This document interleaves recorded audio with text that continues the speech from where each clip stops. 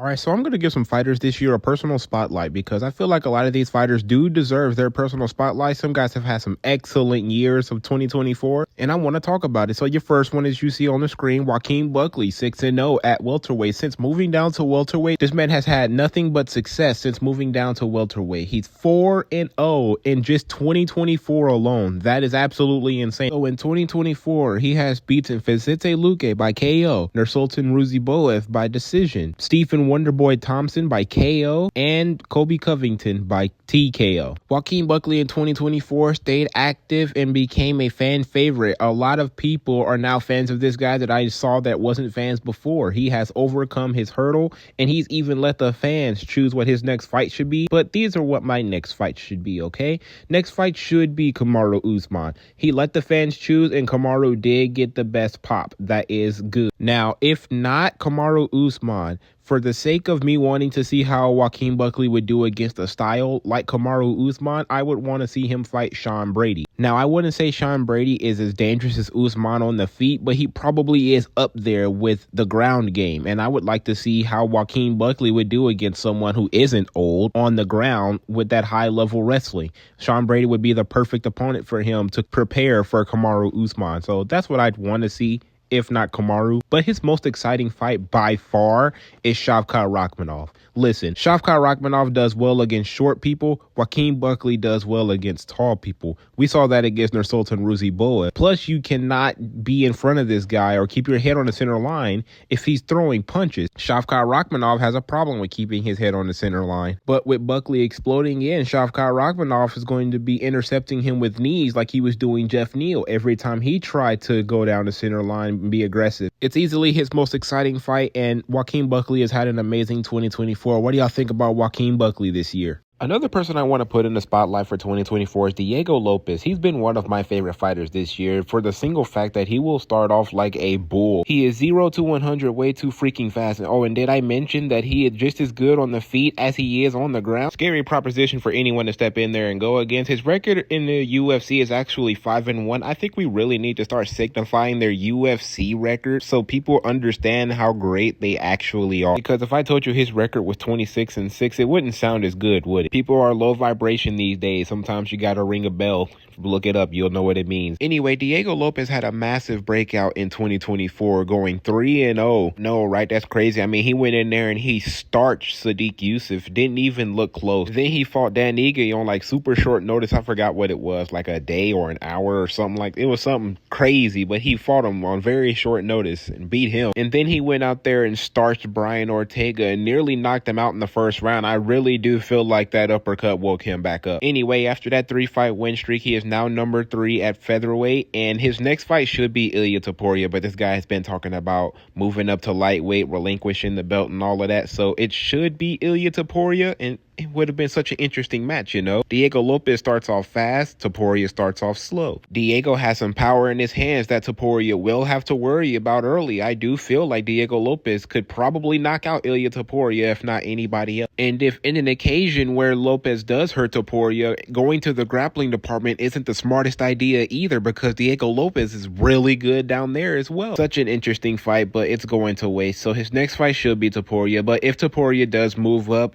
maybe we do Volkanovski versus Diego Lopez for the belt. I do reckon Diego Lopez would win that. I think he'd knock Volk smooth out, unfortunately. But if not Volkanovski for whatever reason either, we do Diego Lopez versus Movsar Evloev too. Yep, I think that should also be for a belt. If they make that fight, I do think that it should be Volkanovski versus Aljamain Sterling. A lot of Volk fans want Volk to fight someone without a bunch of KO power either. That would be perfect for them. I'd say take it, because I don't want to see Volk get KO'd again either. But anyway, what do y'all think about Diego Lopez this year, and how y'all think he gonna do in 2025? Ladies and gentlemen, today in the Fighter Spotlight, we have one of the greatest featherweights of all time. Getting the belt at featherweight is hard enough because there's always a dominant champion up there. But the way Ilia Toria has done it has been absolutely phenomenal, and I want you guys to realize what we are witnessing here. Ilia Toria's MMA record is 16-0. His UFC record is 8-0. 2-0. That means half of his MMA record is in the UFC. That is absolutely crazy, okay? Speaks volumes to how good this guy is, but if you really want to magnify how good this guy is, only one person has not been finished by Ilia Topuria. One person has seen that final bell. It was Yusuf Salah, it was on short notice, and it was Ilia Topuria's debut. But alright, he's 2-0 in 2024. He has the heaviest wins of 2024. That is without a doubt, you cannot question it. First, gaining the featherweight belt by knocking out Volkanovski. Now granted, I do not really count it as heavy as I do Islam Makhachev's wins over Volk, because you cannot deny that Volkanovski was coming off of a KO loss 4 months prior and at a heavier weight class. Cutting weight already affects your chin enough. Now imagine a KO loss 4 months prior on top of that, which is a concussion. It's a heavy name to have on your resume, but I don't think he fought the best Volk. But even if he did, I do think Ilia Topuria would still come out on top. And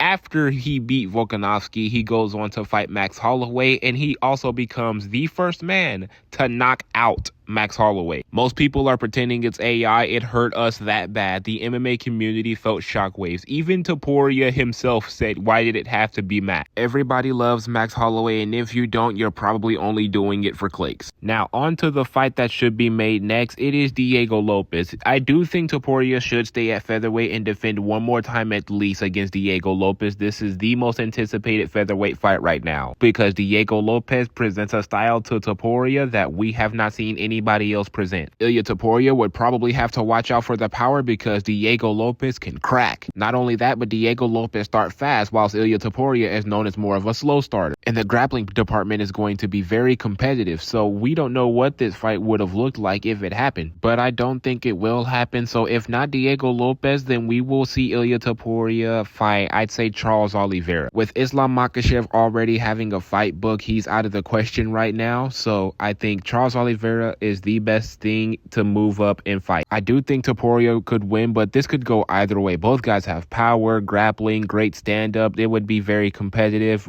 We don't know who would win this fight, honestly. Now, if I could have it my way, I would say Islam Makhachev is the fight to make. Ilia Topuria versus Islam Makhachev, it would feed families. Let's just say that. Islam Makhachev versus Ilia Topuria would feed families, okay? Like, this fight would be absolutely massive. You can make this anywhere in the world. It's going to pop off. There is nothing like a fight between two people who the entire world view as the greatest coming together, and we actually get to see the fight while both are still in their primes. Absolutely amazing. But the last thing with Ilia Topuria, I want you guys to remember one thing. With Ilia Topuria, we are witnessing probably one of the biggest villains in UFC history. If he is able to beat Diego Lopez, Charles Oliveira, and then Islam Makhachev, making his record Volk, Max, Diego, Charles, and Makhachev, everybody will hate this guy. This is the biggest villain of all time. If he can pull it off, I would love to see it. And honestly, I think he can do it. Another fighter in this spotlight we gotta talk about is Carlos the Nightmare Protest. This is one of the most must-see TV fighters right now. All of his wins in the UFC have been by KO. He has a record of 21-6,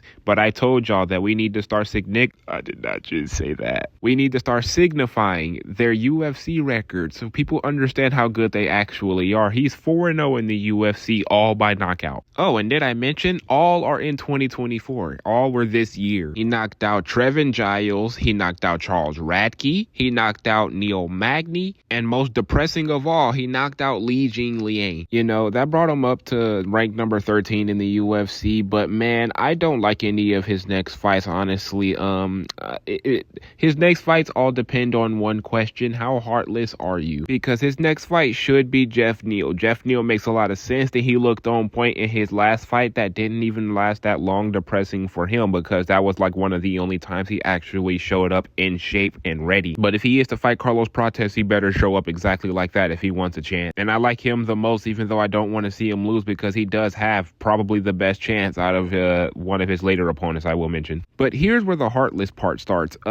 If he is to fight someone going a little higher than Jeff Neal, he could fight Wonder Boy. I do not want to see another Wonder Boy KO. I do not know if my heart can handle it. But it also cannot handle another Gilbert Burns loss either. I will freaking cry because you know it's gonna be brutal. Even though Gilbert does have the grappling, which I do question about Carlos Prates still. And Colby Covington is coming off of a loss, so we definitely can't have him fight Carlos Prates. So the next best thing, if I could choose anyone, it would be Ian Gary. I will provide no further explanation. What do y'all think about Carlos Prates in 2024? How y'all think he gonna do in 2025? Next guy we're gonna talk about is Alex Pereira. Now, Alex Pereira has done a lot this year, from saving events to beating every opponent he stood across from in the year of 2024. His record is 12-2, but his UFC record is 9-1. My goodness, this man is an animal. He has not been here long, but despite him not being here long, one thing is for sure, you have felt his presence, because being only 4-1 at middleweight and being able to capture gold and then moving up to light heavyweight and not only capturing gold but defending it too. Alex Pereira is hands down, in my opinion, the fighter of the year because he saved events, he's gotten finishes, bonuses, all of that. And people were saying that it should be Ilia Toria, which I'm not going to argue with too much, but I will say that Volkanovski was coming in on 4 months short notice after already being KO'd. But Alex Pereira stepped in on short notice with injuries